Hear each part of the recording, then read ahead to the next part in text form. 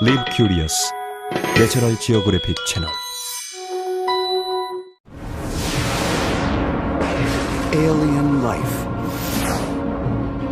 30 years ago, scientists had theories, but precious little evidence. Now, dramatic new discoveries are changing minds.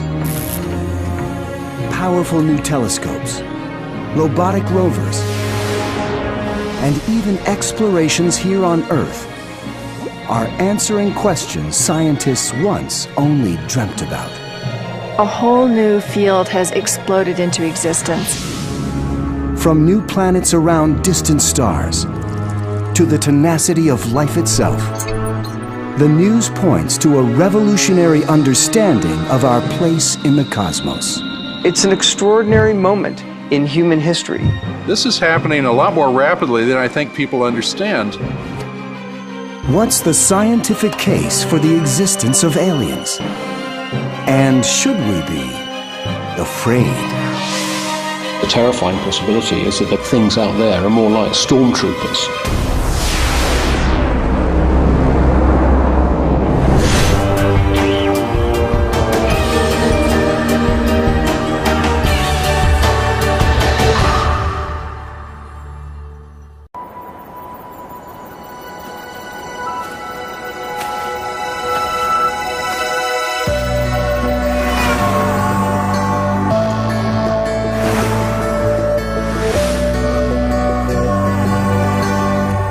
Live Curious, National Geographic Channel.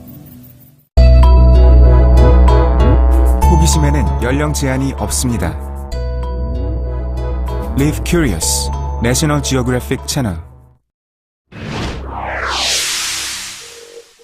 Imagine the year is 2045. A small group of scientists using the world's most powerful laser send a series of bursts into space. It's a beacon for any intelligent alien civilization to see. And for years, it is greeted with silence. Then, it happens. A large, fast-moving object is detected entering the solar system. It speeds toward Earth. For some, it is cause to rejoice. Humans are not alone in the universe. Others panic. Have we announced our presence in a galaxy of hostile invaders? The day of reckoning finally arrives. Could this really happen?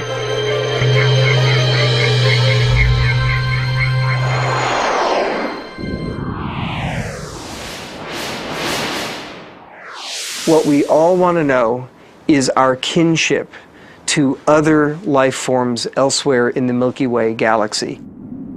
Are we alone, or are there brethren out there among the stars? T-minus 10, 9, 8, 7... Surprisingly, many scientists now believe that intelligent creatures truly are out there. Ignition, liftoff. And we're even close to finding life in our own solar system. We're really moving rapidly in our search for life. We're very close to finding solid evidence for life on Mars and perhaps other planets in the universe. This is happening a lot more rapidly than I think people understand. Could be 2 decades or 3 decades, but it's happening in our lifetimes. Atmospheric entry on my mark. 5, 4, 3, 2, 1, mark. May 2008. The search for extraterrestrial life took a huge step forward when the NASA space probe Phoenix arrived at Mars. Standing by for reacquisition by direct to Earth. Mission Control stood by 200 million miles away as it began its perilous descent. 60 meters, standing by for touchdown. Touchdown signal detected. And init sequence initiated.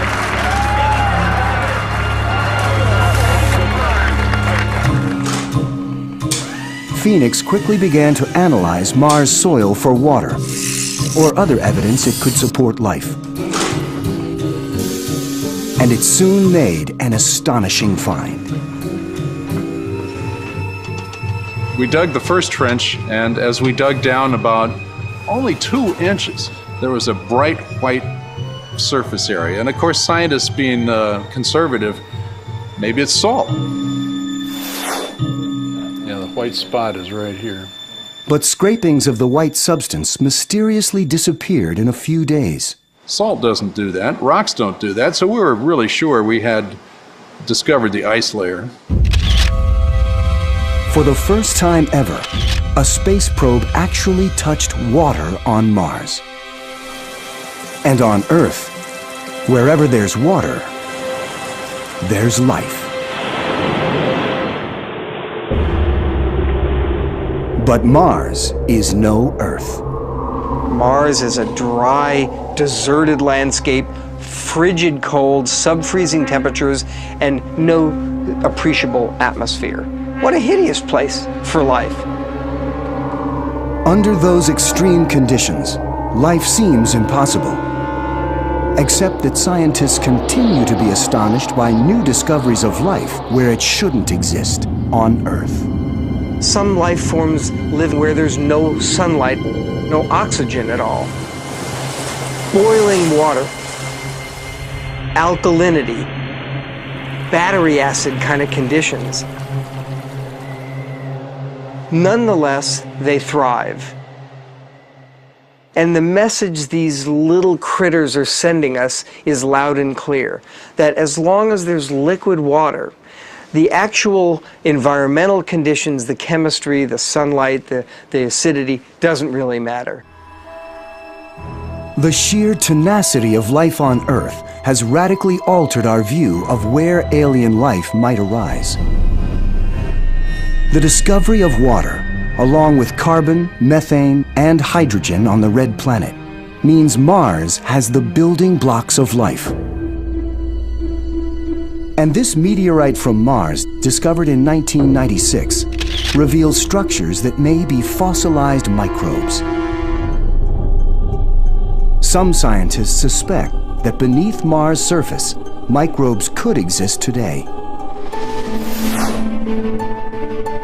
Space probes reveal other potential habitats where life could exist.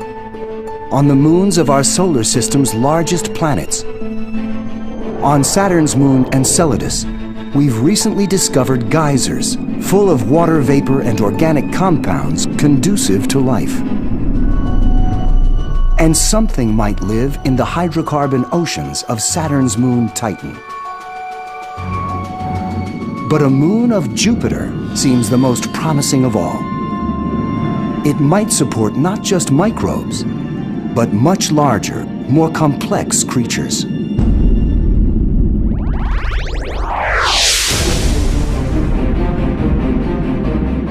January 2030.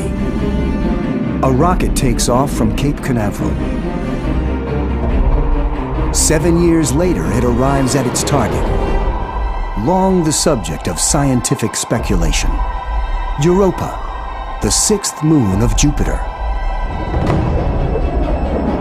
A lander, the most sophisticated one to reach the planet yet, begins its descent to the icy surface. It's about to make one of the greatest discoveries in the history of mankind.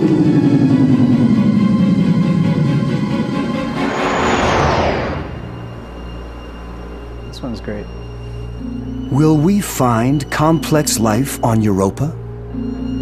Richard Greenberg thinks we may. He was a member of the NASA team charged with analyzing the baffling images of Europa's surface sent back by the Galileo space probe. Yeah, the surface was really quite surprising. For one thing, there are hardly any craters on the surface. Europa is about the same size as the Earth's moon, but it looks nothing like it. There are lines all over the place. Great linear features that run for 1,000 miles or more. Almost all of these linear features consist of double ridges.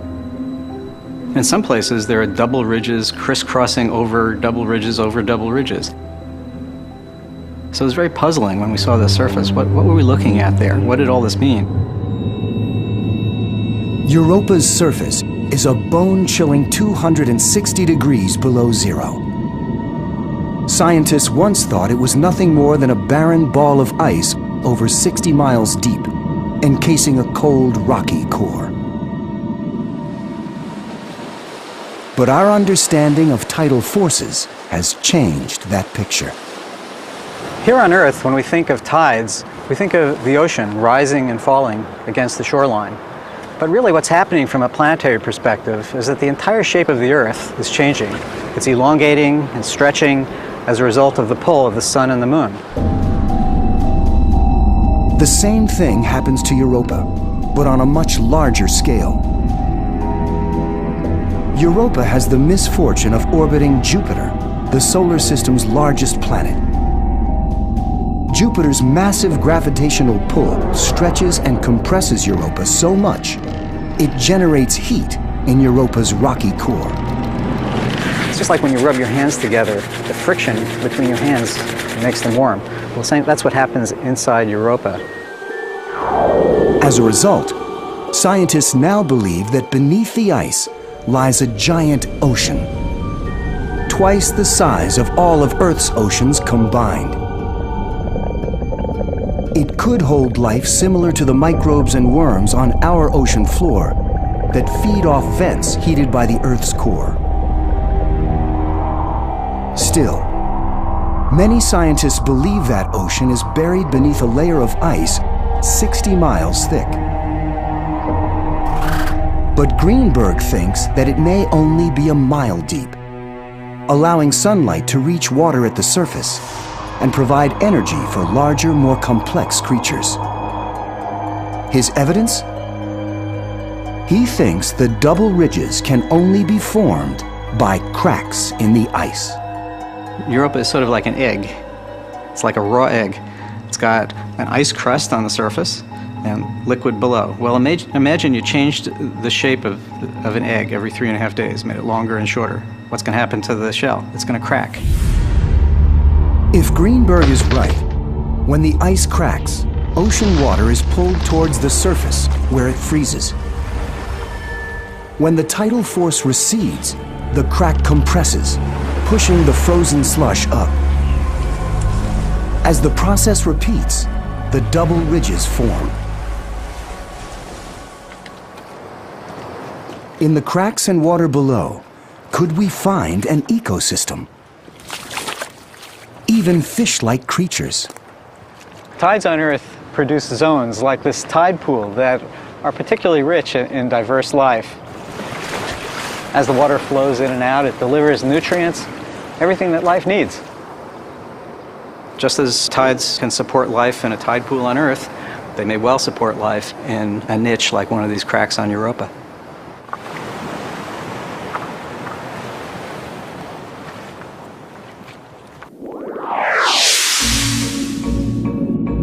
March 2040.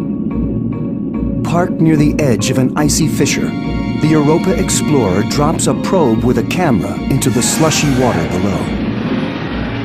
Nuclear power heats the device, and it quickly breaks through to open water for the first glimpse into Europa's vast ocean. Back on Earth, scientists can't believe their eyes. They've entered the strange new world of extraterrestrial life. If life has evolved here, scientists are now confident it's evolved in countless other places in the cosmos. And somewhere out there, intelligent life must also exist.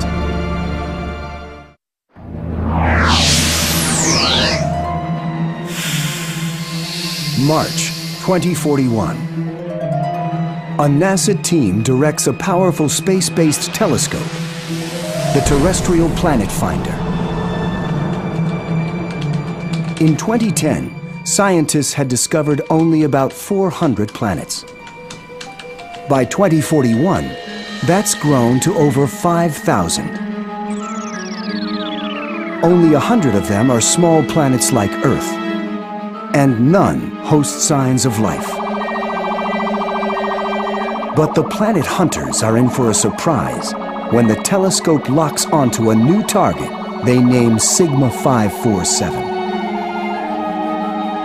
It's the same size as Earth, the right distance from its sun for liquid water, and it's about to revolutionize humanity's understanding of its place in the cosmos.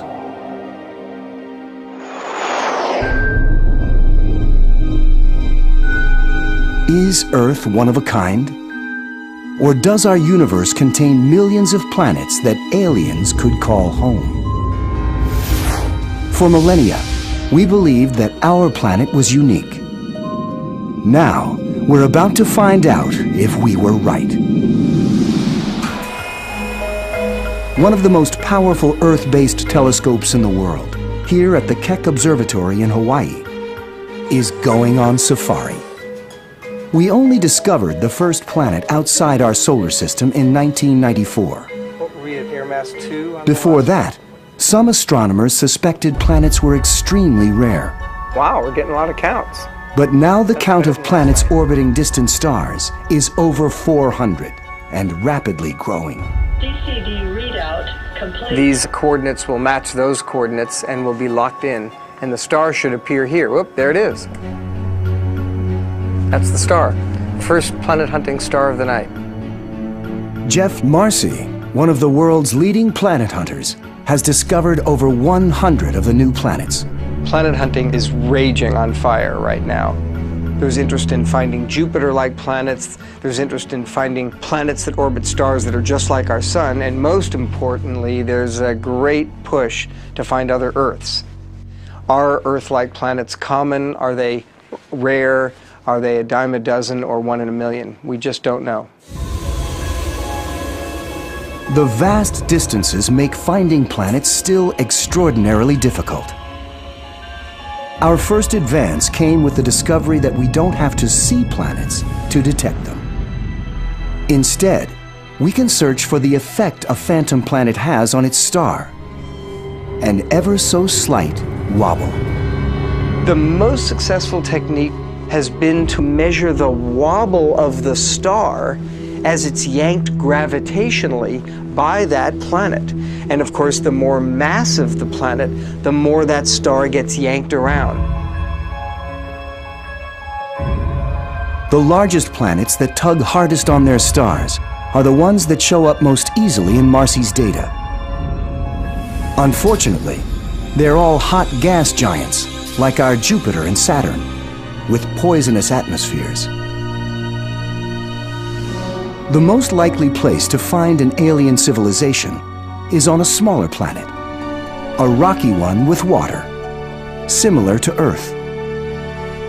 Engine start. 1-0 and liftoff of the Delta II rocket with Kepler on a search for planets in some way like our own.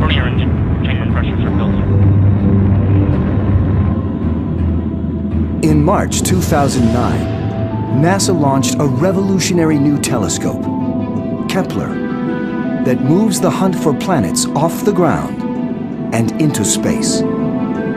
Kepler is capable of detecting Earth-like planets orbiting around tens of thousands up to 100,000 stars. Like Earth, Kepler orbits the Sun.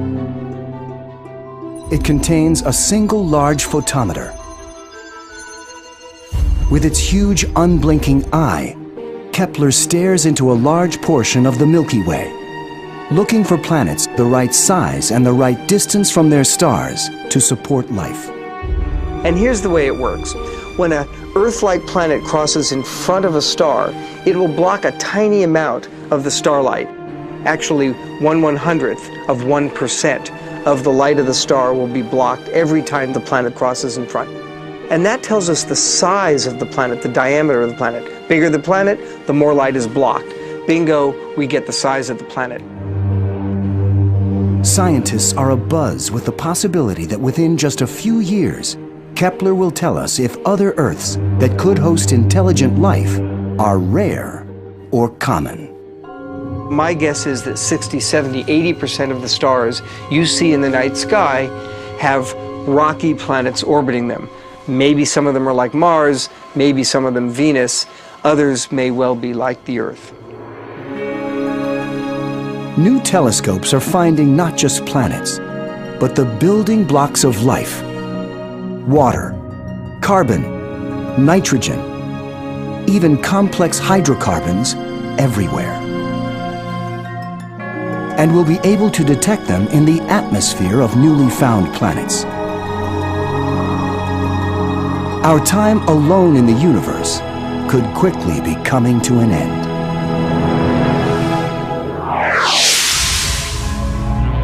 May 2041. Scientists discover signs of life in the atmosphere of the planet Sigma 547. Stunning news that's soon shattered by another bombshell.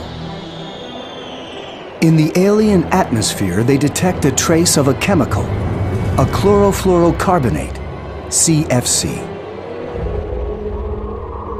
This alien planet has industrial pollution, a sign of technology.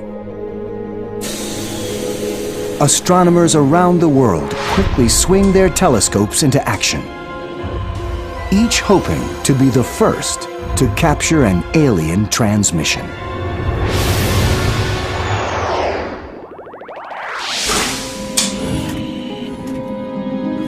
June 2041.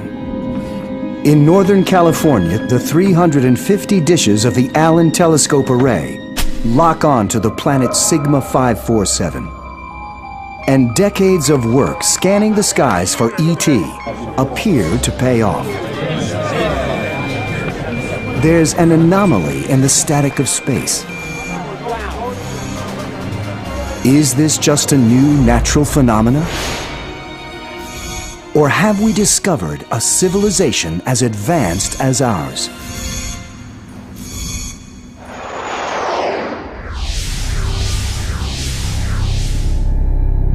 What are the odds that the universe contains other civilizations capable of sending messages?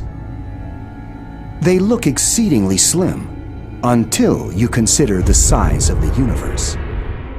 You can do the numbers, right? There are a couple of 100 billion stars in our Milky Way galaxy, and the chances are that about half of them have planets. So let's say 100 billion stars with planets. How many planets do each of them have? Well, on the order of 10. We have 8, say 10. So that's 1 trillion planets just in our own Milky Way galaxy. If just 1 in 10,000 planets develop life, and just 1 in 100,000 of those develops intelligent life, that's still 1,000 societies in our galaxy alone. And the universe contains billions of galaxies. Aliens should be here for a whole set of reasons. We know that the sorts of stars which allow solar systems to evolve are, in many cases, billions of years older than our solar system. So, in principle, life, evolution, and I would argue intelligence might have a head start of 3 or even 4 billion years. If they're out there, and they've been around far longer than we have, what do scientists think might truly be possible? Could they be trying to contact us? Could we detect and decode a message from aliens? Astronomer Seth Shostak thinks we could hear from aliens in just the next few decades. Shostak's with SETI, the search for extraterrestrial intelligence. And a powerful new tool has come online that may tilt the odds in SETI's favor. The $50 million Allen Telescope Array in Northern California. It's the first radio telescope ever dedicated to the search for signals from aliens. So there are about 42 of these antennas here now. The idea is to actually get this up to a few hundred dishes. They're 20 feet across, which is pretty small compared to other radio antennas, but in fact, because there's so many of them, the total collecting area, the sensitivity, if you will, is very, very high. When it has its full complement of 350 dishes, the Allen Array will blow the doors off most existing radio telescopes. The main dish of each telescope focuses radio rays onto a smaller dish in front. Inside is an amplifier. Now the amplifier that's over here is extraordinarily sensitive. In fact, there's some cryogenics here, cooling, to keep it at very low temperature, so it's even more sensitive. It is so sensitive that if somebody were to turn on a cell phone nearby, it'd probably fry the amplifier. So no cell phones on site. Already, the array generates a mind-boggling amount of data, almost a gigabyte a second. So much it can't even be stored. Instead, it gets worked over in real time inside. Now this is kind of the machine room for the telescope. The antennas, of course, are outside. They're sending everything they collect back to this room via fiber optic. Now here what we do is we subsample some of that incoming data. We can't analyze it all. There's just too much. But we sample some small fraction of the radio dial, we combine it, and then we analyze the signals coming out of there, looking for something interesting.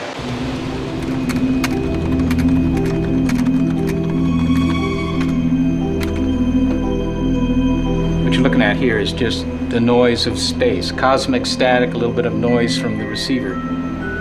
No obvious signal in this. But every now and again, we'll pick up something a little different. And you can see right here a signal very clearly. This is such a strong signal you can see with your eye. It's also visible over here. This, it turns out, is just a satellite. But this is the way a signal would look if it's actually ET's transmitted. Finding a signal is like tuning into a station on the radio. In the early days of SETI, that's what astronomers did. Search through frequencies one star system at a time.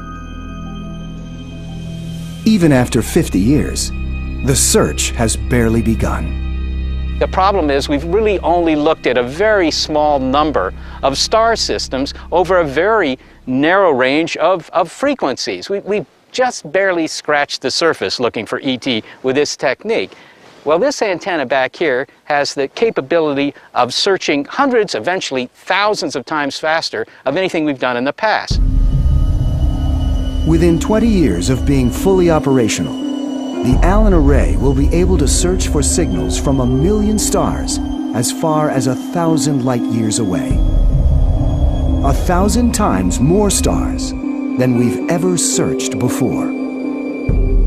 Shostak is confident those numbers mean contact is imminent. We haven't found any cosmic company yet, but I think that in the next 24 years we're going to pick up a signal that tells us that somebody's out there.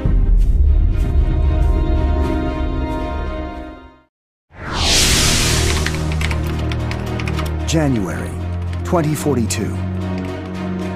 For 7 months, supercomputers around the world have tried to analyze a strange radio pattern from the planet Sigma 547.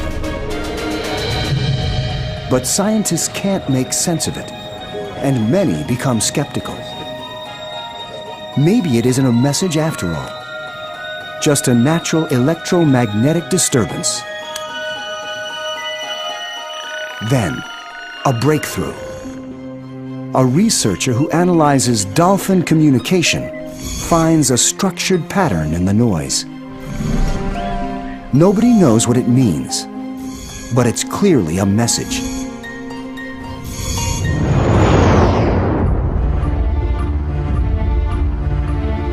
If someday we do detect an alien signal, will we be able to understand it? One language from the Easter Islands has resisted translation for over 100 years. And that's a human language. I mean, think of the hieroglyphics, right? I mean, all these markings in stone on these walls in Egypt. We didn't understand them for a long time, but we knew that that was a message, that there was some meaning to those marks in the stone. On the other hand, if they're deliberately broadcasting something to Earth, maybe they'll make it really simple for us. How do you construct a message that can communicate with a different life form? In 1974, astronomer Frank Drake used the universal language of mathematics. From the powerful Arecibo telescope, he beamed 1,679 laser pulses towards a distant star. That amount is the product of two prime numbers. If aliens plot the pulses using those numbers as columns and rows, they'll see this: a graphic that depicts, among other things, a man, our solar system, and even the population of Earth. Elegant, but not simple. Drake challenged his colleagues to decode the message, and every scientist came up with a different interpretation. If we receive a message from aliens, we may not be able to understand it. But the discovery would still change everything. If the SETI people find a signal, it's going to completely revolutionize everyone's view of their place in the universe. That would be one of the greatest existential discoveries of science. We'd be part of something so much bigger than is possible on the Earth.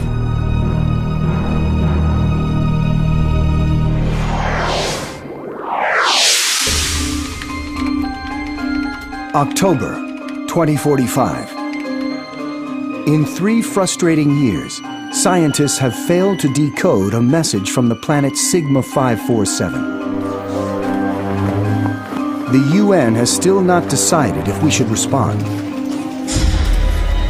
Then, a small group of scientists at one of the most powerful observatories on Earth decides to take matters into their own hands. Eager to communicate, they aim a powerful laser at the planet and send coded images and messages telling them about Earth.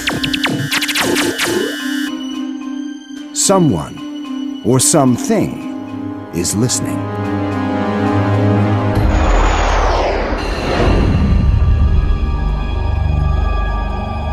Is it wise to send messages out to aliens? You may not know it, but we already do, daily, through television. Early broadcasts have already reached 10,000 stars. And some scientists are eager to communicate with aliens.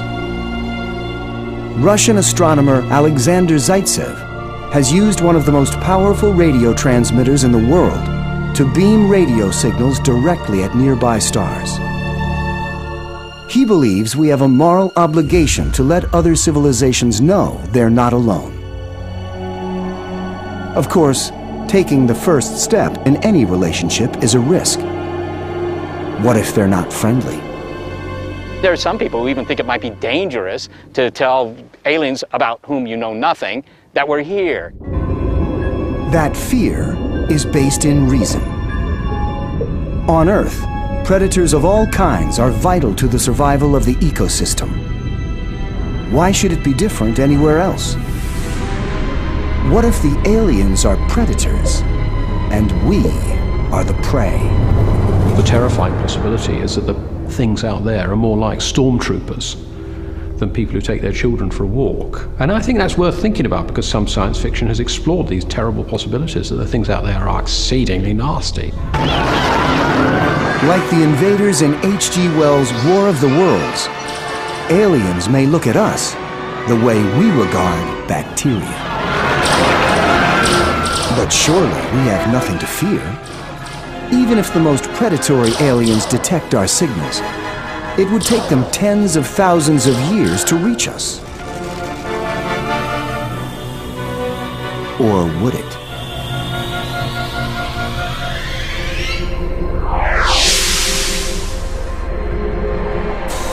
November 2045.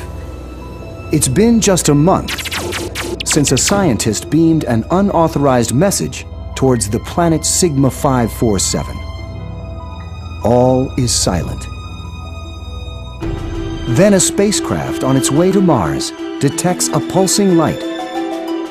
A probe of unknown origin, beaming signals into deep space. Is an alien mothership far behind?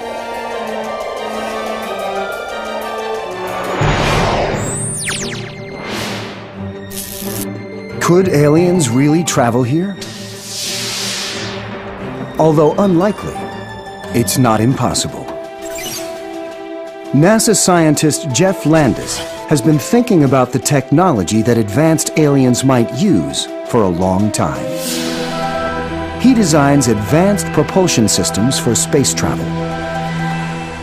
Interstellar travel is tremendously difficult, and the real problem of it is the distances involved are just so immense.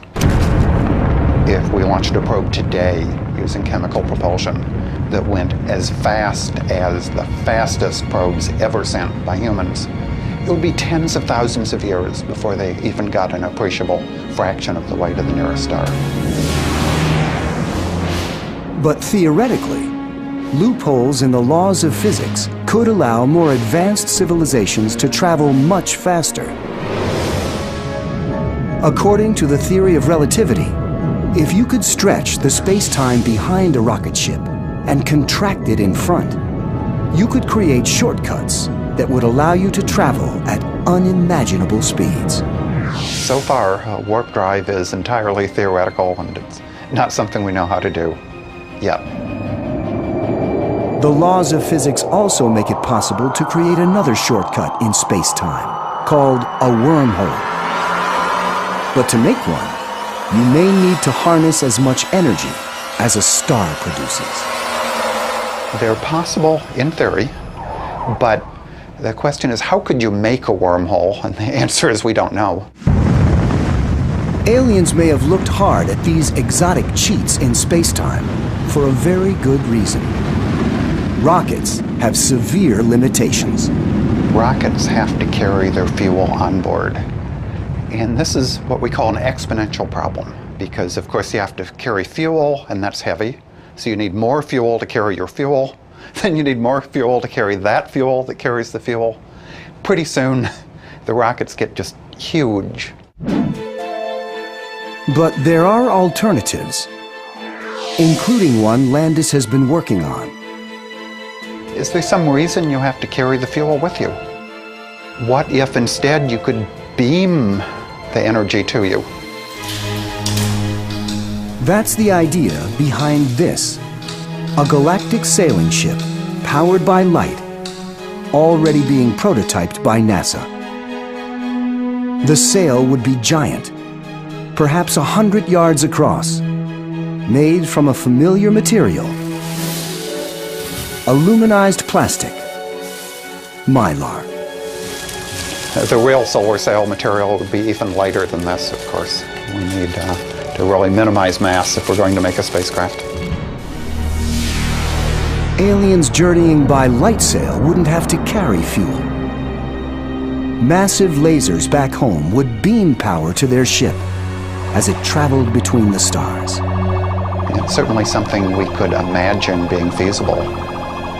Something that we could do with technologies that we understand today. If aliens from Earth's nearby stars built a light sail, they could reach Earth in less than 25 years.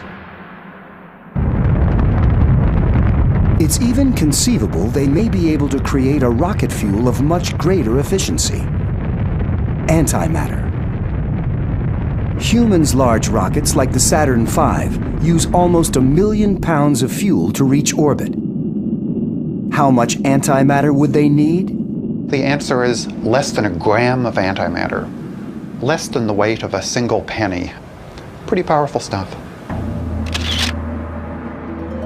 Although it's poorly understood, antimatter does actually exist. We even make it at the particle accelerator CERN, where scientists send protons moving at nearly the speed of light on collision courses. If the antimatter formed combines with matter, it's explosive. Today, it would take about 100 million years to make a single gram. But thousands of years from now, it may not appear as difficult. We could certainly imagine alien civilizations that are just a little bit more advanced than us, putting together these antimatter-fueled rockets and moving among the stars, perhaps even coming here.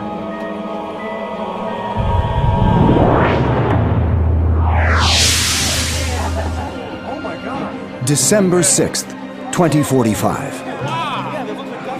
Just 1 month after discovering an alien probe in our solar system, scientists detect a large object passing Jupiter. Current velocity 12,084 miles per hour. It's not an asteroid. The edges are too regular. It looks like a spaceship. The news spreads quickly. In capitals around the world, phones ring off the hook as generals and world leaders scramble to respond.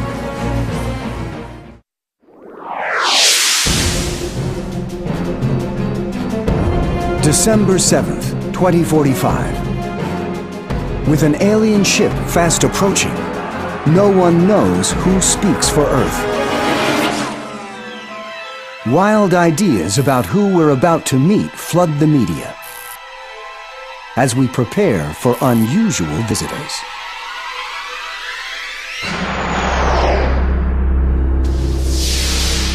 If we encounter aliens, many scientists think they'd look nothing like us at all.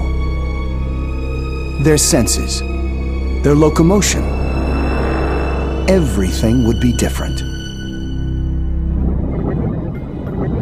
But paleontologist Simon Conway Morris doesn't agree. Controversially, he believes they'd share many familiar traits with us. The clues are here on Earth. When we look at the whole diversity of life, it's staggering. Tulips, tapeworms, elephants, sperm whales, fungi, what could be more different? But my argument is that, in fact, there's an underlying structure, if you like, to the tree of life, which makes certain outcomes either very likely or sometimes possibly even inevitable. Where some others see a world of infinite variety, Conway Morris sees effective solutions discovered over and over again. It's called convergent evolution. I look at an octopus, the octopus looks at me. Now we know that the eye of the octopus is remarkably similar to our eye. It's built on a so-called camera design. Something like a camera eye has evolved independently maybe 7 times, and almost without exception, the animals involved are fast-moving, they are predators, and they tend towards intelligence. It's not just eyes. Wings evolved on birds and on bats, even though they're separated by over 300 million years of evolution. This animal, captured in rare footage, looks like a wolf right down to its teeth. But it's a marsupial from Tasmania, a kangaroo in wolf's clothing. Conway Morris believes certain features evolve over and over again because they're the best solutions for living in our world. Most of the things, in my experience in biology, don't work pretty well. They work fantastically well. For instance, the eye can, in principle, detect a single photon. Our ears can operate at the level of thermal noise. Noses can, in principle, smell a single molecule. And do you realize what that means? It means that we have got to the limits of the visible universe. If Conway Morris is right, that has big implications for aliens. The argument is really that evolutionary convergence provides, dare one say, a ground plan for life in the galaxy. Find an Earth-like planet that has life, and given enough time, bipedality, precision grip, tool use, and most shocking of all, even intelligence will arise.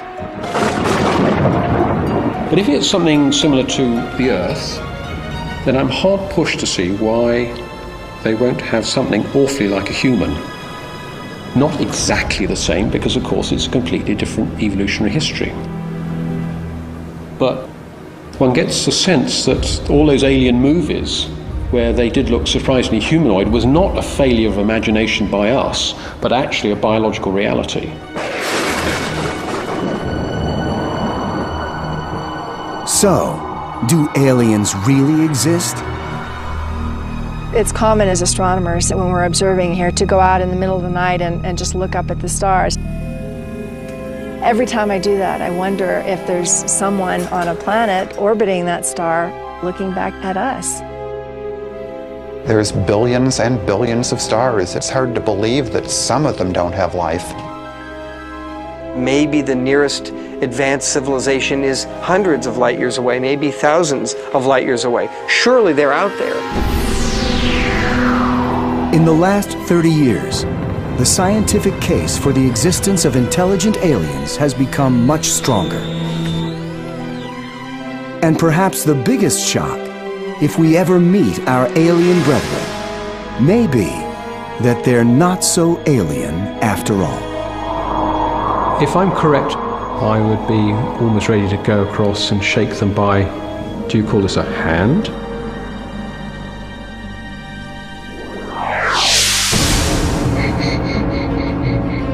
December 8th, 2045. The world is riveted by the arrival of what appears to be a spaceship. As it approaches Earth, it splits in two and settles into position above each pole. Panic spreads when spaceships appear at equidistant points around the globe. Are they here to crush us? Enlighten us? Or like us, are they driven by the quest for knowledge and curious to meet their neighbors?